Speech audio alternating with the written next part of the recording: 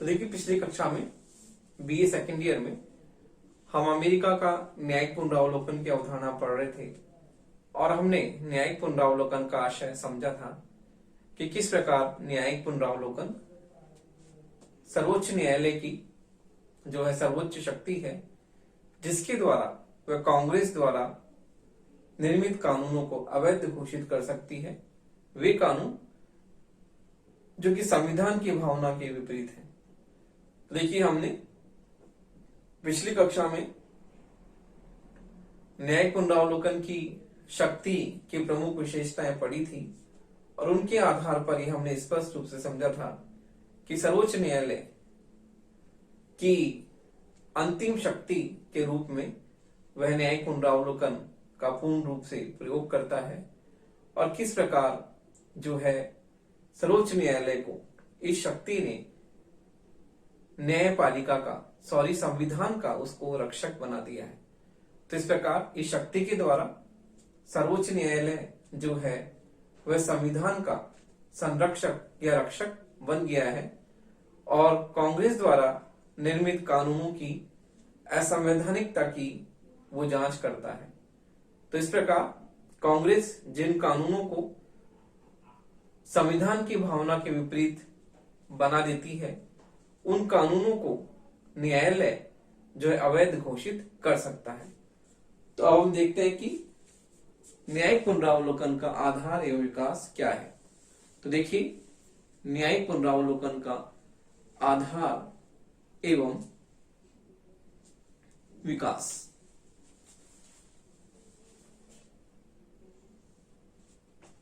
न्यायिक पुनरावलोकन का आधार एवं विकास।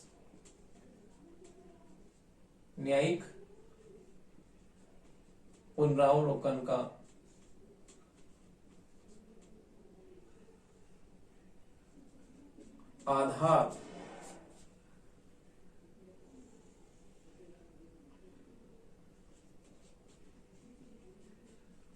आधार एवं विकास।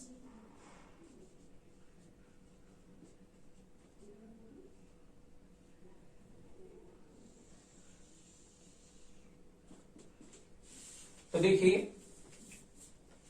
संविधान द्वारा न्यायिक पुनरावलोकन की संविधान द्वारा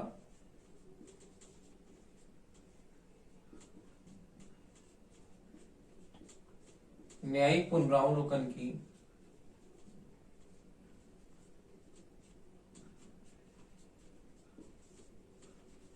संविधान द्वारा न्यायिक पुनरावलोकन की प्रत्यक्ष एवं स्पष्ट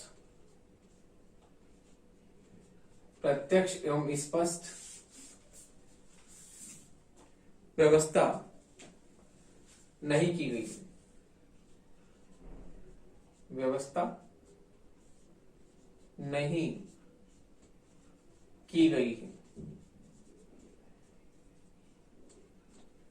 स्पष्ट व्यवस्था नहीं की गई है किंतु इसका आधार संविधान की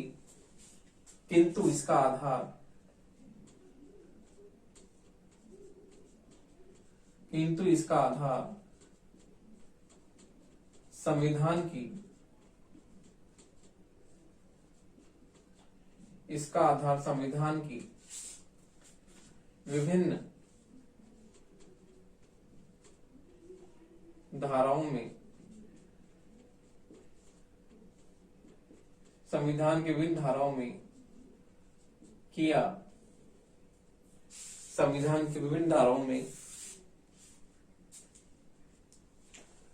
बताया जाता है। इसका आधार संविधान की विभिन्न धाराओं में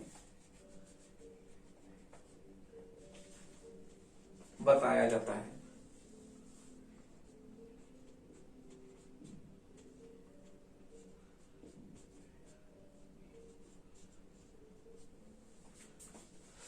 तो इस प्रकार हम देखते हैं कि संविधान में इसका कोई स्पष्ट उल्लेख नहीं है, लेकिन फिर भी इसका आधार संविधान की विभिन्न धाराओं में जो है बताया गया है। हम देखते हैं कि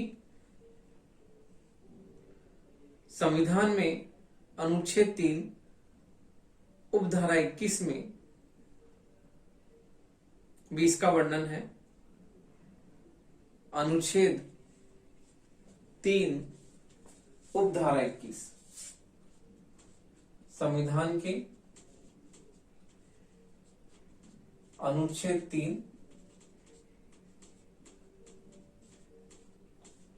अनुच्छेद 3 उपधारा 21 में अनुच्छेद 3 उपधारा 21 में बताया गया है कि न्यायपालिका की शक्ति जो है कानून में औचित्य के मामले में है। अगला है अनुच्छेद 6 उपधारा 21। अगला है अनुच्छेद 6 संविधान के अनुच्छेद 6 उपधारा 21 में भी ये व्यवस्था की गई है कि किस प्रकार से जो है संविधान अमेरिका के सब कानून अथवा उनके अनुसार बनाई गई सब संधियों में जो है सर्वोच्च कानून के रूप में होगा। तो इस प्रकार हम देखते हैं कि अमेरिकी संविधान निर्माताओं ने जो है संविधान की उक्त धाराओं के द्वारा जो है ये बिल्कुल स्पष्ट किया है कि तो देखिए इस प्रकार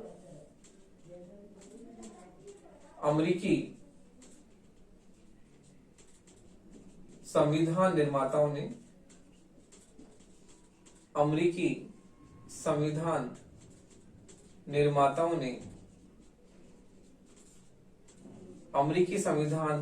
निर्माताओं ने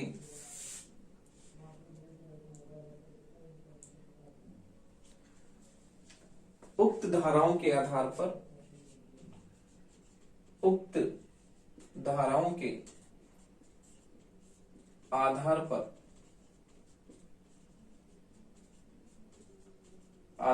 यह स्पष्ट किया है, उक्त धाराओं के आधार पर यह स्पष्ट किया है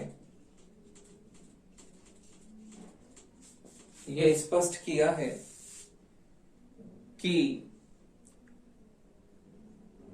संविधान सर्वोच्च है।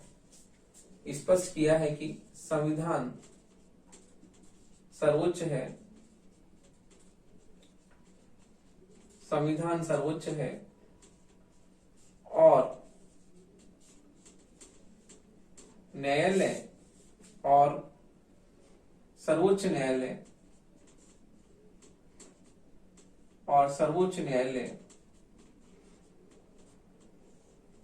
संविधान सर्वोच्च है और सर्वोच्च न्यायालय केवल उन्हीं कानूनों को और सर्वोच्च न्यायालय द्वारा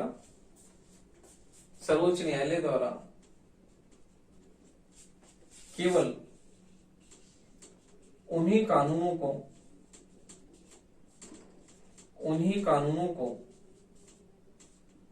मानना अनिवार्य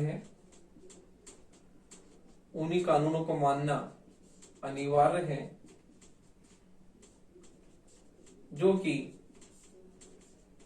संविधान की भावना के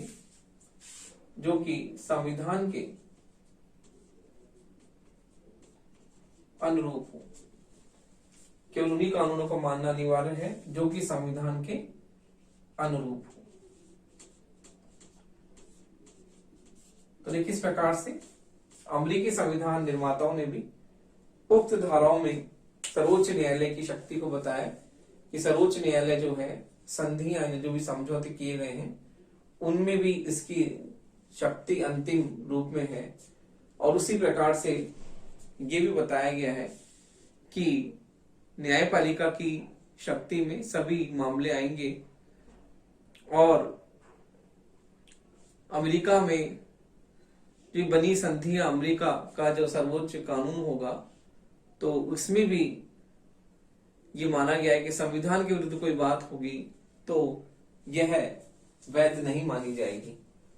तो इस प्रकार से संविधान की अनुच्छेद 6 उपधारा 21 में भी ये बात वर्णित की गई है कि जो बात संविधान के बिल्कुल विरुद्ध है उस बात को वैध नहीं माना जाएगा। ये न्यायालय की सर्वोच्च शक्ति के रूप में बताया गया है।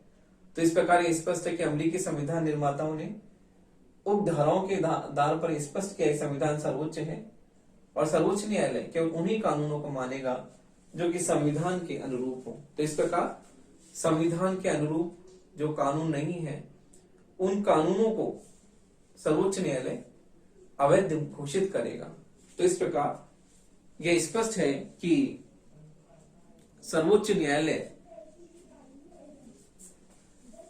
उन्हीं कानूनों को वैध मानेगा जो कि संविधान की भावना के अनुकूल हो। जो कानून संविधान की भावना के विपरीत है उन कानूनों को सर्वोच्च न्यायालय अवैध घोषित करेगा। तो देखिए यही न्यायिक पुनरावलोकन की शक्ति है जिसके द्वारा सर्वोच्च न्यायालय कांग्रेस द्वारा निर्मित उन कानूनों को अवैध घोषित कर सकता है जो कि असंवैधानिक है। तो हम देखते हैं कि इस क्षेत्र में न्यायपालिका को सर्वोच्च शक्ति प्राप्त है कि वो उन कानूनों को अवैध घोषित करे जो कि असंवैधानिक हो। तो देखिए हम देखते हैं कि अमेरिका में इस शक्ति का सबसे पहले प्रयोग कब हुआ। तो देखिए सर्वोच्च न्यायालय के इतिहास में सर्वप्रथम सर्वोच्च न्यायालय के इतिहास में सर्वोच्च न्यायालय के इतिहास में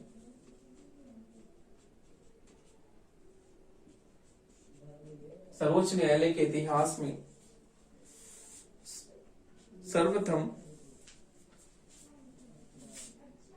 सर्वप्रथम न्यायिक पुनरावलोकन की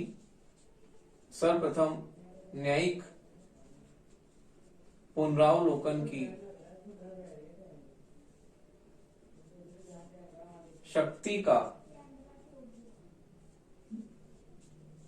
न्यायिक पुनरावलोकन की शक्ति का प्रयोग मुख्य न्यायाधीश मार्शल ने शक्ति का प्रयोग मुख्य न्यायाधीश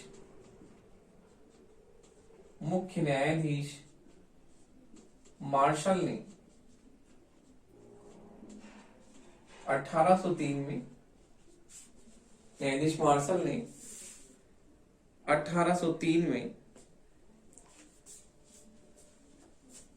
1803 में किया था।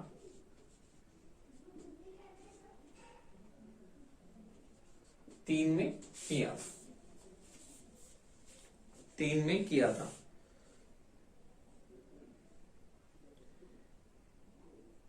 इस वर्ष सर्वोच्च न्यायालय के सामने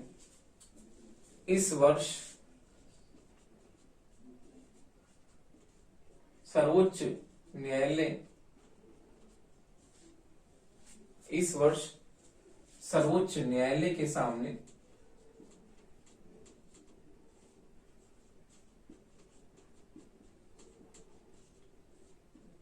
मार्बरी बनाम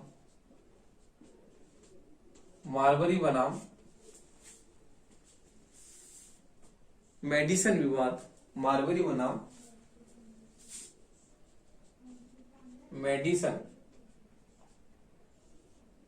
बनाम मेडिसन नामक विवाद आया था। इस वर्ष सर्वोच्च न्यायालय के सामने मार्बरी बनाम मेडिसन नामक विवाद आया था। तो देखिए इसमें न्यायपालिका ने जो है न्यायाधीश ने फैसला दिया कि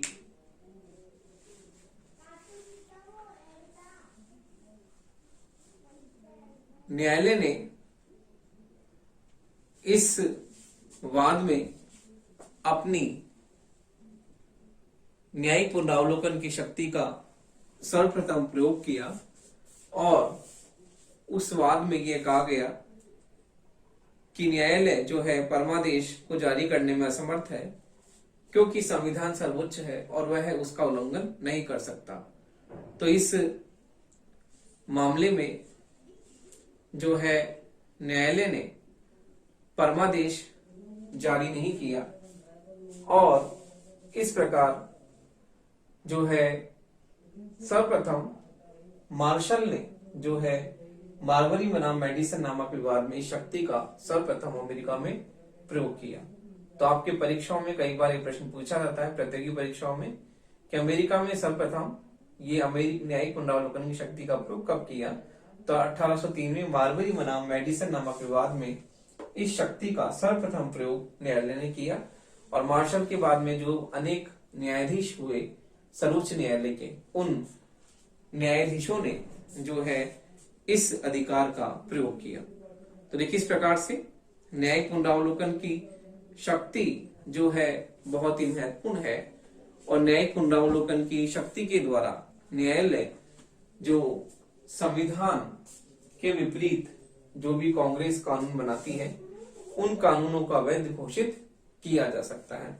तो अब हम देखते हैं कि न्यायिक पुनरावलोकन की आलोचना क्या है, इसमें क्या कमियां दोष है, तो हम उनकी चर्चा करते हैं कि न्यायिक पुनरावलोकन की क्या आलोचना है। तो देखिए न्यायिक पुनरावलोकन की आलोचना के आधार इस प्रकार है।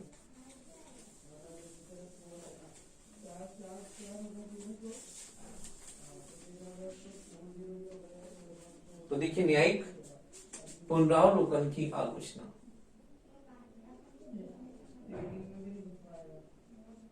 तो देखिए न्यायिक पुनरावलोकन की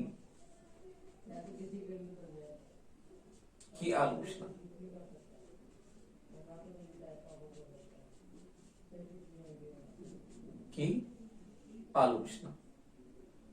तो देखिए न्यायिक पुनरावलोकन की आलोचना, तो देखिए न्यायिक पुनरावलोकन की आलोचना न्यायिक पुनरावलोकन की आलोचना न्यायिक पुनरावलोकन की आलोचना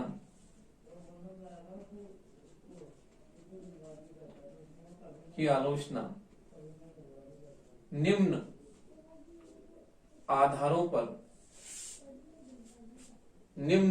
पर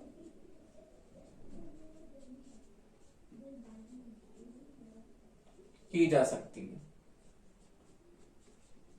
निम्न आधारों पर की जा सकती है।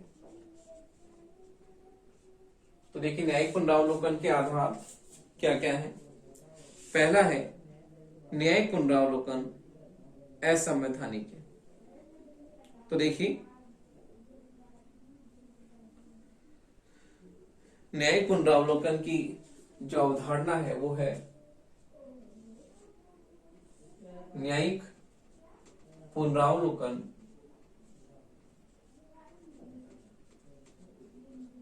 असंवैधानिक है।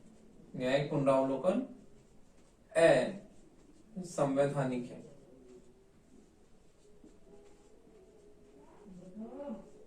तो देखिए असंवैधानिक किस आधार पर, संविधान ने जो है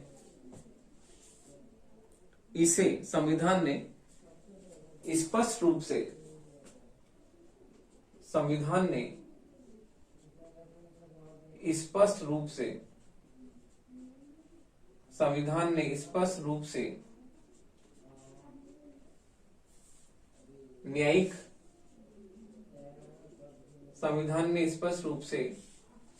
न्यायिक पुनरावलोकन की शक्ति, न्यायिक पुनरावलोकन की शक्ति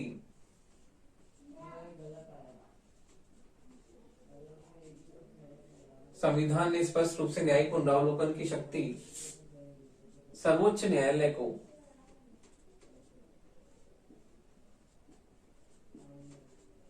को नहीं सौंपी है, सर्वोच्च न्यायालय को नहीं सौंपी है, बल्कि यह तो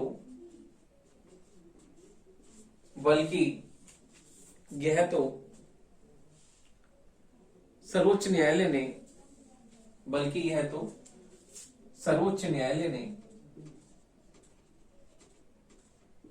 सर्वोच्च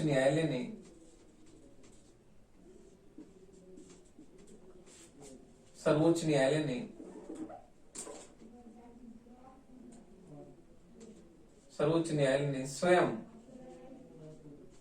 अपनी व्याख्या द्वारा इसे प्रस्तुत किया है, बल्कि संविधान ने स्वयं अपनी व्याख्या द्वारा इसको प्रस्तुत किया है। तो इस प्रकार से न्यायिक पुनरावलोकन असंवैधानिक है, क्योंकि संविधान ने इस शक्ति को न्यायालय को स्पष्ट रूप से नहीं सौंपा है, बल्कि ये तो सर्वोच्च न्यायालय ने स्वयं अपनी व्याख्या द्वारा इसको प्रस्तुत किया। तो इस प्रकार से यह असंवैधानिक है, क्योंकि संविधान में इस शक्ति सर्वोच्च न्यायालय की शक्ति का कोई भी स्पष्ट रूप से उल्लेख नहीं है। अगला पॉइंट है न्यायिक पुनरावलोकन अप्रजातांत्रिक है। तो देखिए, न्यायिक पुनरावलोकन अप्रजातांत्रिक है। न्यायिक पुनरावलोकन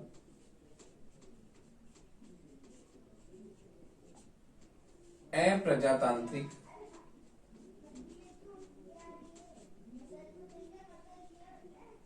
न्यायिक पुनरावलोकन अप्रजातांत्रिक है, क्योंकि न्यायिक पुनरावलोकन में हम देखते हैं कि कांग्रेस जो कानूनों का निर्माण करती है, उस कानूनों के पीछे जनमत की शक्ति होती है, और वो कानून जो होते हैं जनमत का दर्पण कहा जाता है। तो देखिए, कांग्रेस जन प्रतिनिधि संस्था है, कांग्रेस जन प्रतिनिधि संस्था है,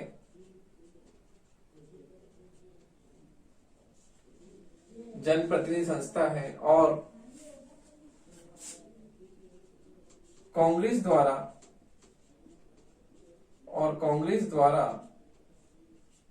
निर्मित कानूनों के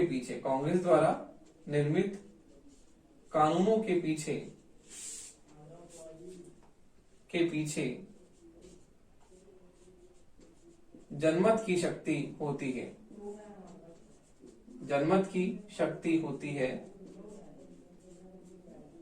तो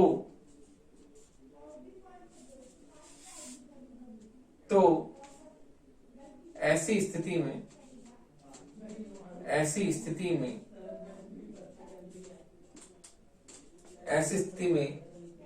न्यायालय द्वारा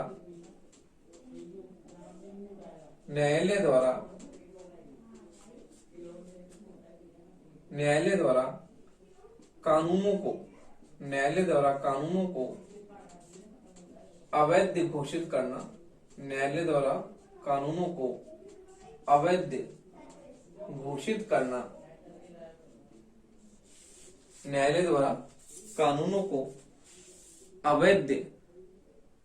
घोषित करना, जो है वो जनमत व लोकतंत्र के विरुद्ध कहा जाता है। कानूनों का अवैध घोषित करना जनमत व लोकतंत्र के विरुद्ध, जनमत व लोकतंत्र के विरुद्ध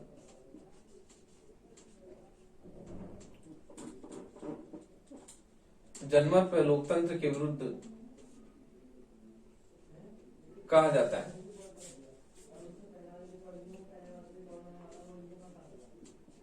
जनमत व लोकतंत्र के विरुद्ध कहा जाता है। तो देखिए इस प्रकार से हम देखते हैं कि कांग्रेस जो कानून बनाती है जनमत की शक्ति के द्वारा बनाती है, तो ऐसे कानूनों को अवैध घोषित करना लोकतंत्र के विरुद्ध कहा जाता है। अगला है न्यायाधीशों के निर्णय पूर्वाग्रहों से प्रभावित होते हैं। तो देखिए न्यायाधीशों के निर्णय पूर्वाग्रहों से प्रभावित होते हैं। न्यायाधीशों के निर्णय पूर्वाग्रहों से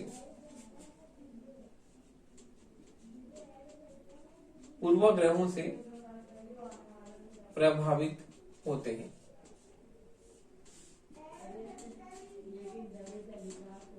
देखिए हम देखते हैं कि न्यायाधीश जो होते हैं वो अपने सामाजिक व आर्थिक विचार होते हैं, और जब वे किसी कानून को असंवैधानिक घोषित करते हैं तो उनके निर्णय उनके ऐसे पूर्वाग्रहों से प्रभावित होते हैं।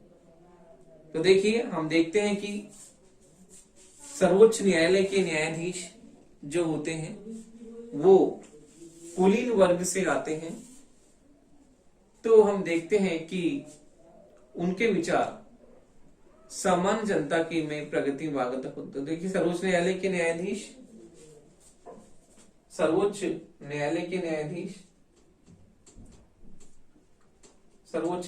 के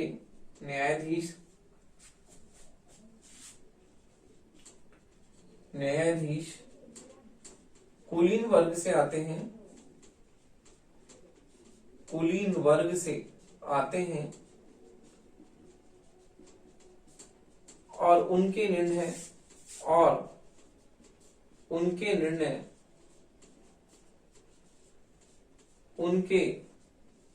कुलीन वर्ग से आते हैं, और उनके निर्णय जो होते हैं उनके निर्णय सामान्य जनता की प्रगति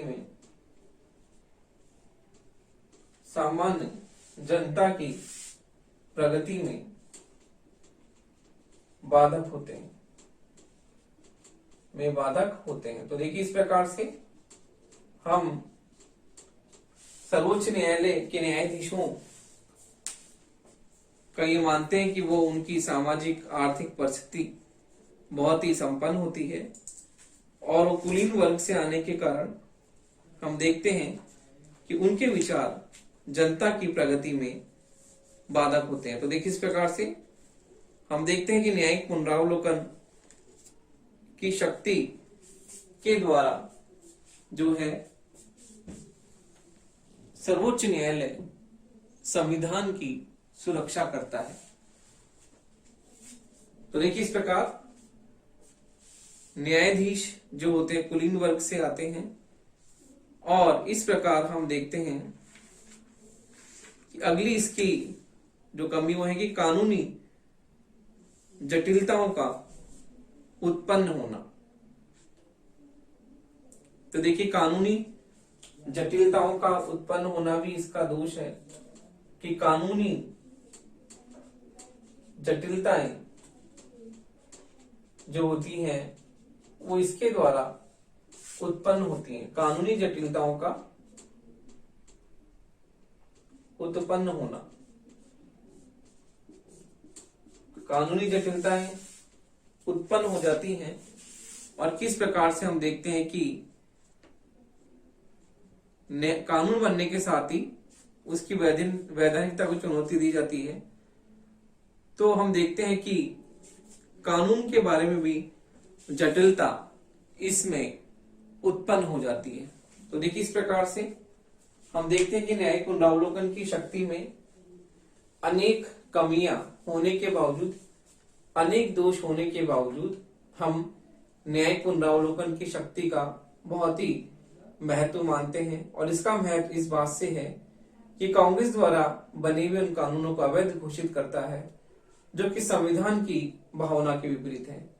तो इस प्रकार हम देखते हैं कि न्यायिक पुनरावलोकन की शक्ति सर्वोच्च न्यायालय की वह शक्ति है जिसके द्वारा सर्वोच्च न्यायालय व्यवस्थापिका की निरंकुशता को नियंत्रित करता है और इस प्रकार संविधान के रक्षक के रूप में वह अपना महत्वपूर्ण कार्य करता है।